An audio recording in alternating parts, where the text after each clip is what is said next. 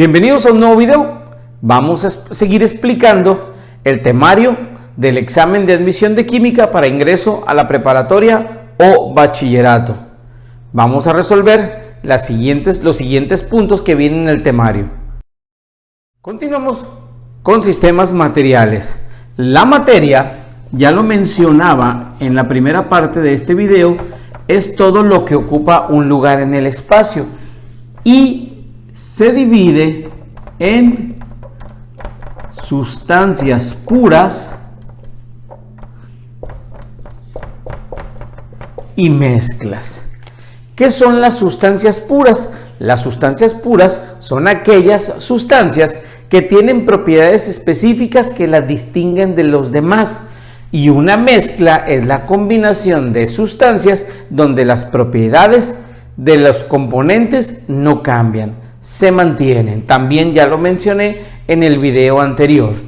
Las sustancias puras, a su vez, se dividen en elementos y en compuestos. Los elementos son sustancias formadas por átomos del mismo tipo.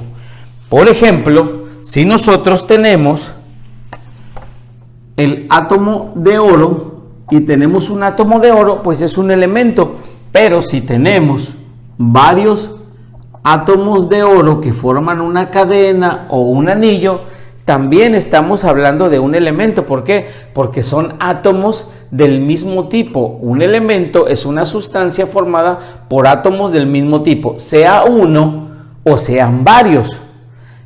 El oxígeno que nosotros respiramos es una molécula diatómica, está formada por dos oxígenos, ¿sí? Entonces también es un elemento, está formada por sustancias o por sustancias del mismo tipo, por átomos del mismo tipo. En este caso el oro puede estar solito, un solo elemento, o puede haber varios en una pieza de oro, por ejemplo un anillo, una cadena, ¿sí? Entonces ahí están los elementos, sustancias formadas por átomos del mismo tipo. Puede ser uno o pueden ser varios, pero si son del mismo tipo, estamos hablando de un elemento.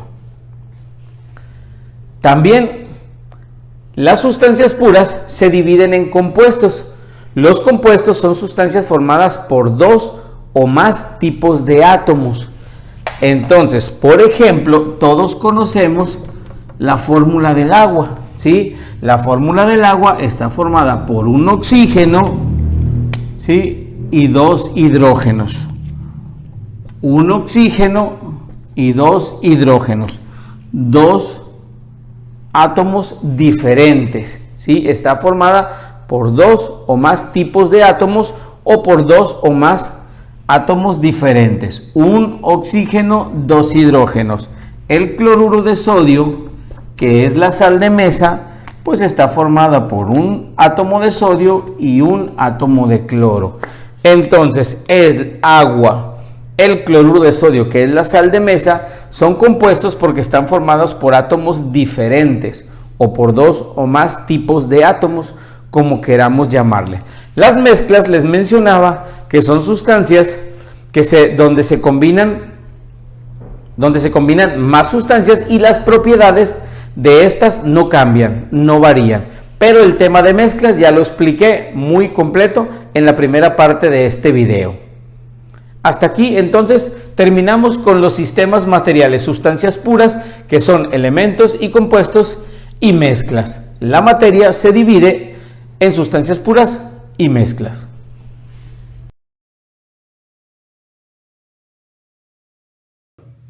Las partes por millón son unidades de concentración.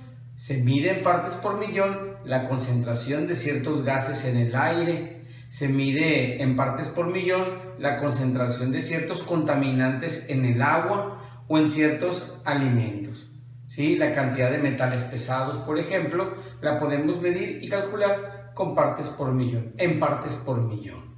Para calcular las partes por millón vamos a utilizar estas tres fórmulas. Partes por millón es igual a gramos de soluto sobre gramos de disolución por 10 a la 6 o por 1 millón. Otra fórmula es partes por millón es igual a miligramos de soluto en litros de disolución. y partes por millón es igual a miligramos de soluto sobre kilogramos de disolución. ¿Cuándo vamos a usar una fórmula y cuándo vamos a usar la otra? Dependerá de los datos del problema que queramos resolver. Vamos a pasar a los ejercicios y va a quedar claro el tipo de fórmula que vamos a utilizar. Vamos a resolver el primer problema, que dice: el resultado del análisis de una muestra de agua indica que hay 0.025 miligramos de cadmio en 500 mililitros de agua. ¿Cuál es la concentración en partes por millón? Lo que nos están pidiendo son partes por millón. Vamos a sacar los otros datos. ¿Qué datos ocupamos? Si se fijan en las tres fórmulas, ocupamos soluto y disolución, soluto y disolución, soluto y disolución. Entonces son los datos que tenemos que sacar.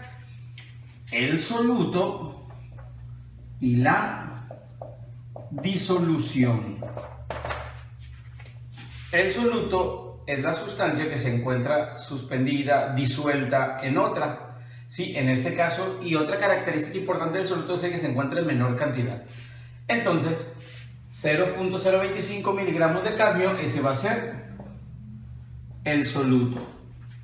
Y la disolución son los 500 mililitros de agua donde se encuentra el cadmio. Ya tenemos nuestros datos. Ahora vamos a seleccionar la fórmula que vamos a usar. Nosotros tenemos 0.025 miligramos y 500 mililitros. Tenemos unidades de masa con unidades de volumen. Pues buscamos en la fórmula cuáles son unidades de masa con unidades de volumen. Gramos con gramos es masa con masa, miligramos con litros, masa con volumen. Y miligramos con kilogramos es masa. Entonces nuestra fórmula es partes por millón es igual a los miligramos de soluto entre litros de disolución. Ya tenemos nuestra fórmula, vamos a sustituir. Partes por millón es igual a 0.025 miligramos entre los litros de disolución, pero yo tengo mililitros. Un litro es igual a 1000 mililitros. 500 mililitros, ¿a cuántos litros va a ser igual? ¿Sí? Si te quieres ahorrar la regla de 3 para convertir de mililitros a litros, dividimos entre 1000, ¿sí? Y nos da 500 mililitros, es lo mismo que 0.5 litros. Y ahora sí procedemos a realizar nuestra operación para calcular la concentración en partes por millón. Dividimos 0.025 entre 0.5 igual. Las partes por millón va a ser igual a 0.05 partes por millón de cadmio. Y es así como se resuelve el primer problema de partes por millón. El siguiente problema dice así: en un control sanitario se detectaron 5 miligramos de mercurio en un pescado de 1.5 kilogramos. Calcular las partes por millón.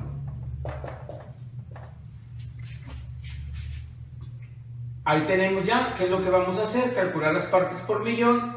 En todas las tres fórmulas tenemos que sacar soluto, disolución. Bueno, el soluto es el que se encuentra en menor cantidad, que en este caso son 5 miligramos de mercurio. Y la disolución, en este caso es sólido, es el pescado, 1.5 kilogramos. ¿Qué fórmula vamos a utilizar? Tenemos unidades de masa con unidades de masa, miligramos con kilogramos. Miligramos con volumen no es, miligramos con kilogramos, masa con masa. Podemos usar esta, pero tendríamos que convertir a gramos y a gramos aquí, y al final de la división multiplicar por 1.000.000, pero aquí lo tenemos directo. Miligramos de soluto, 5 miligramos. Kilogramos de disolución, 1.5, pues entonces usamos esta fórmula. Partes por millón es igual a miligramos de soluto entre kilogramos de disolución. Sustituimos. Partes por millón es igual, miligramos de soluto, 5 miligramos. Kilogramos de disolución, 1.5 kilogramos. Las partes por millón serán igual a, sacamos la cuenta, 5 entre 1.5 y es igual a 3.33 partes por millón de mercurio.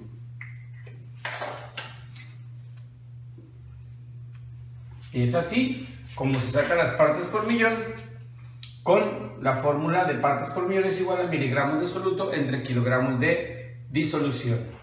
Continuamos con otro problema más. Dice calcular las partes por millón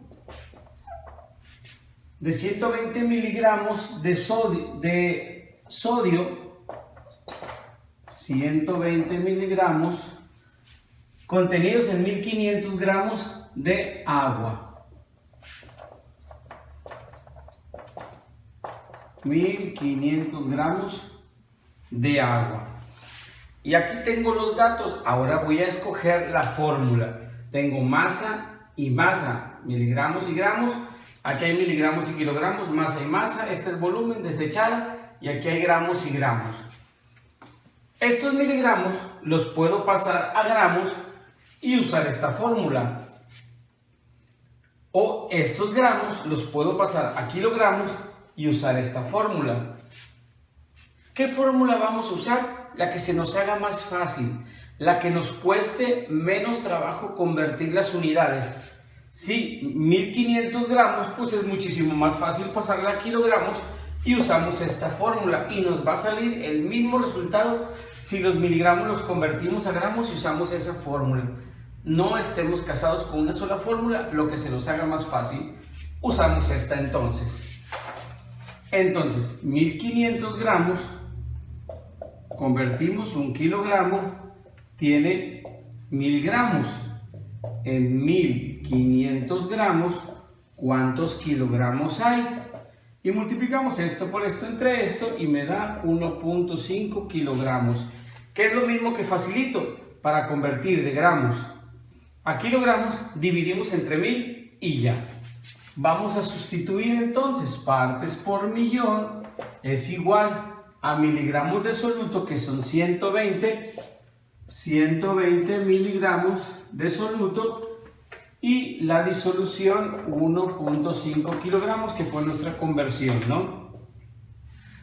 Entonces los kilogramos de soluto, de disolución, 1.5 kilogramos.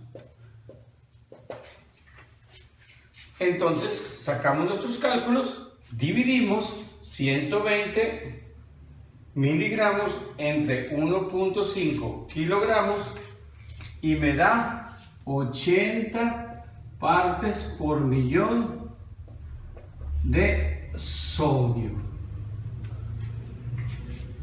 Y es así como se calcula este problema.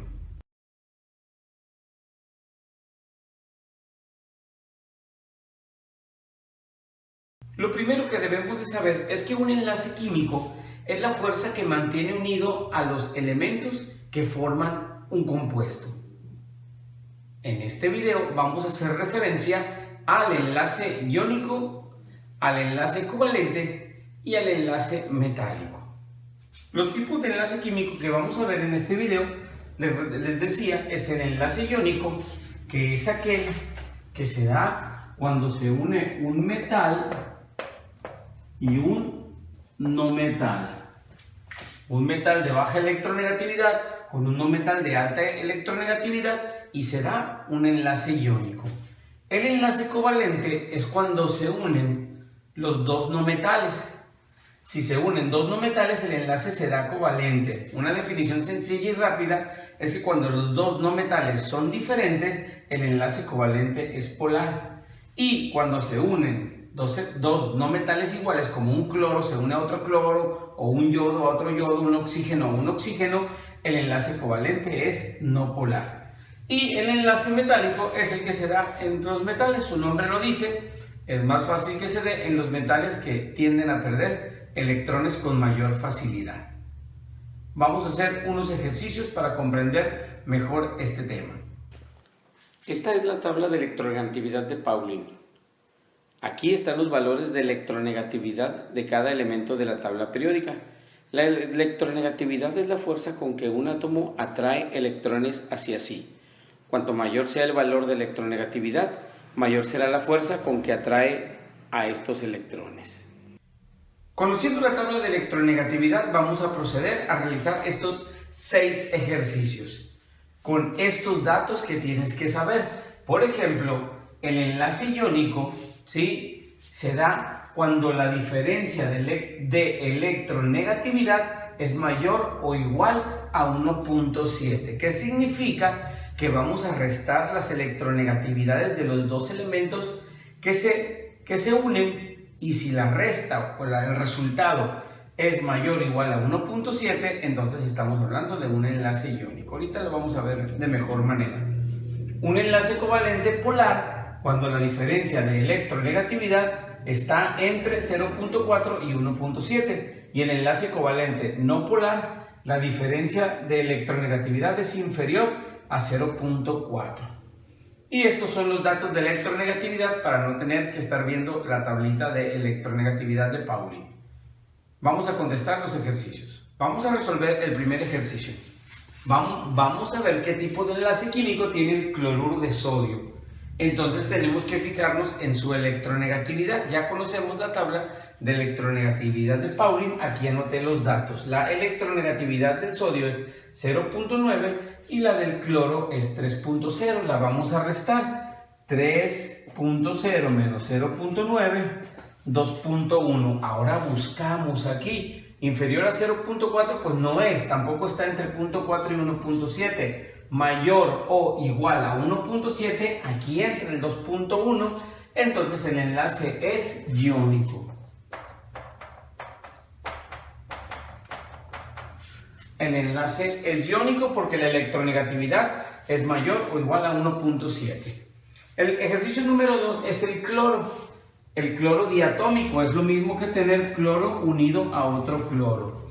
La electronegatividad del cloro es 3. Como son 2, le resto la electronegatividad de este a este. 3 menos 3 pues me da 0. Electronegatividad inferior a 0.4 es enlace covalente no polar. El ejercicio número 3 es el ácido sulfídrico.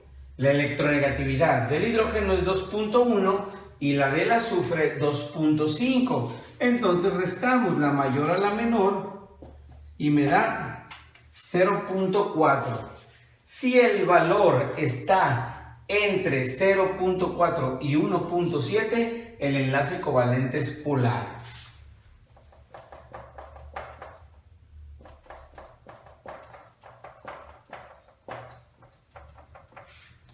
Seguimos con el ejercicio número 4. El óxido de potasio. El potasio tiene 0.8 y el oxígeno 3.5. ¿Sí? Le restamos 3.5 a 0.8 y nos da 2.7. Electronegatividad mayor o igual a 1.7, enlace iónico. 2.7 es mayor a 1.7, entonces el enlace es iónico. En ejercicio número 5, tetracloruro de carbono. El carbono tiene 2.5 de electronegatividad y el cloro 3.0. 3.0 menos el carbono 2.5 me da 0.5. Electronegatividad entre 0.4 y 1.7. Ahí está, 0.5, el enlace covalente polar. Enlace covalente polar. Y el último ejercicio, el del oxígeno diatómico. Esto es lo mismo que tener un oxígeno unido a otro. La electronegatividad del oxígeno es 3, le restamos 3 menos 3, me da 0, inferior a 0.4. El enlace covalente no polar. Y es así como se calculan con la tabla de electronegatividad los tipos de enlace químico que unen a los diferentes compuestos.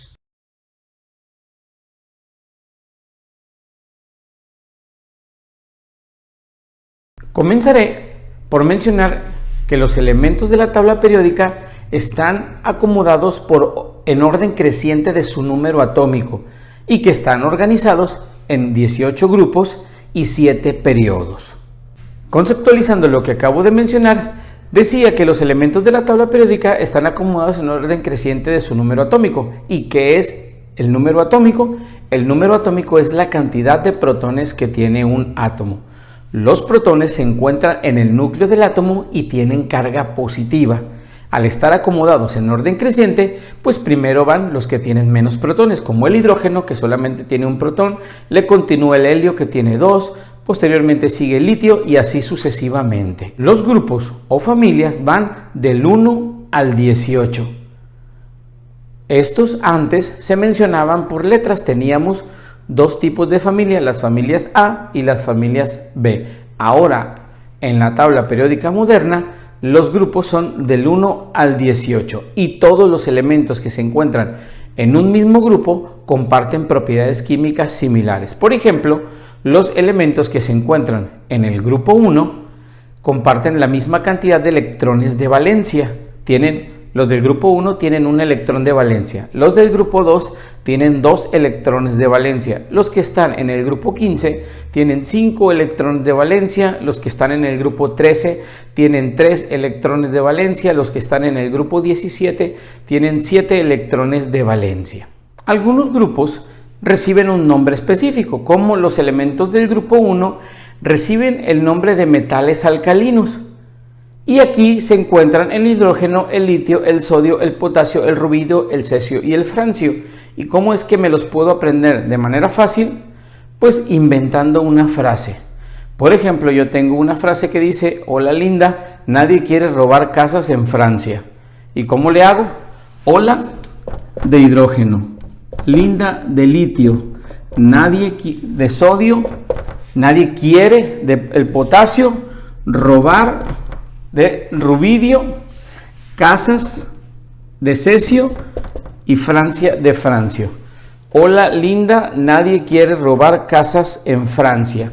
Entonces utilizo una frase y así me aprendo los símbolos, el orden de los símbolos de los elementos del grupo 1. Esta frase no la inventé yo, se la copié a uno de mis alumnos de secundaria. Y se me hizo fácil aprenderme. Yo tenía otra, pero está más fácil esta. Y así pueden hacer sus frases e irse aprendiendo los elementos de cada familia. No tiene un grado de dificultad. Solo hagan una frase, relaciónenlo con algo que hayan vivido, con algo que les guste y se aprenderán la mayoría de los elementos y los grupos en los que se encuentran. Mencionaba también que la tabla periódica está organizada en 7 periodos. Los periodos son las líneas horizontales que se encuentran en la tabla y son 7, van del 1 al 7. Todos los elementos que se encuentran en el mismo periodo comparten la misma cantidad de niveles de energía u orbitales. ¿Cómo es esto? Los elementos que se encuentran en el periodo 4 van a tener 4 orbitales donde se van a encontrar todos los electrones de ese elemento. Los electrones son partículas con carga negativa que se encuentran fuera del núcleo del átomo. Otra propiedad periódica es el radio atómico y este se define como la distancia que hay del núcleo del átomo hasta la capa de valencia, o sea, dicho de otra manera, del núcleo del átomo hasta los electrones de valencia, hasta el último electrón. A esa distancia entre el núcleo y el último electrón, el último orbital, el último electrón, es el radio atómico. Dicho de otra manera, se puede definir también el radio atómico como la mitad de la distancia entre dos átomos iguales que se encuentran unidos. Puedes encontrar otras definiciones. y el radio atómico varía dependiendo la posición y el periodo en el que se encuentran los elementos. Como se muestra en la imagen, el radio atómico aumenta hacia la izquierda de la tabla periódica y también hacia abajo de la tabla. Otra propiedad periódica es la electronegatividad. Esta es una propiedad química que mide la capacidad de un átomo de atraer hacia él los electrones cuando forma un enlace químico en una molécula. Y también depende de la posición en la tabla periódica, como se muestra en la figura. A la derecha de la tabla periódica están los elementos más electronegativos y a la izquierda los de menor electronegatividad. O sea, la electronegatividad aumenta hacia la derecha de la tabla periódica y de abajo hacia arriba. O sea, son más electronegativos los periodos el 1, el 2 y el 3 que el 7 y que el 6.